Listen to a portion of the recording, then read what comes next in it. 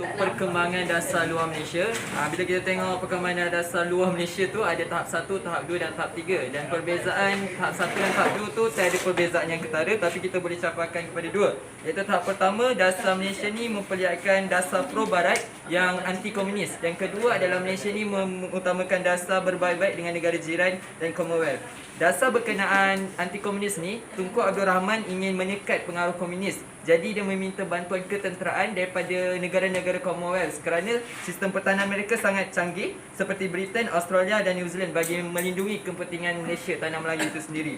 Jadi seterusnya bagi menyekat perjanjian tu, selain daripada minta bantuan ketenteraan, mereka try satu perjanjian yang dipanggil sebagai AMDA, iaitu Perjanjian Pertahanan Inggeris Tanah Melayu. Dan mengikut perjanjian ini, British akan beri bantuan pada setiap masa bila komunis atau musuh menyerang Malaysia.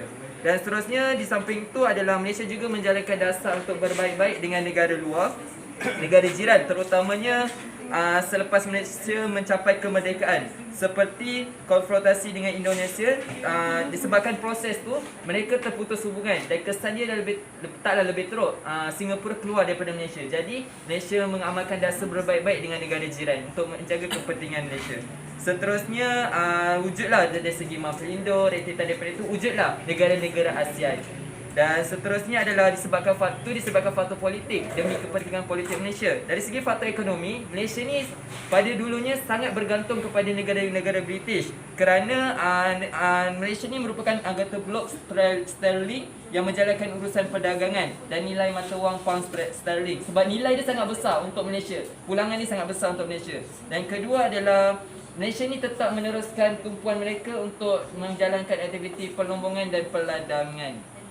Dan ketiga adalah biji timah dan getah. Dan ketiga adalah pelabur Britain ni, dia menguasai peratus besar dalam ekonomi Malaysia. Jadi Malaysia ni pun cari satu inisiatif macam mana nak keluar daripada pengaruh Britain sahaja. Dan mereka pun kebergantungan tu mereka selesaikan dengan membina rangkaian perdagangan dengan China, dengan India dan negara-negara di sekitarnya. Kerana mereka juga boleh jaga kepentingan ekonomi. Dan seterusnya tahap kedua, Malaysia ni boleh berfikir di luar kotak. Maksudnya Malaysia ni menjalankan dasar yang baru.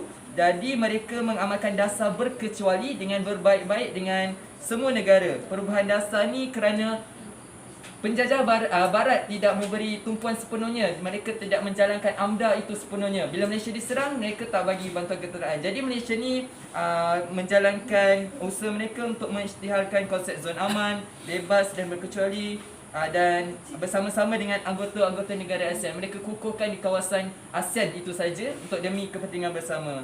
Jadi persahabatan itu menyelesaikan beberapa masalah negara seperti pelarian Vietnam, dan baru-baru ni pun negara ASEAN berjaya menyelesaikan sedikit sebanyak masalah pelarian Rohingya di Myanmar. Itu je kot.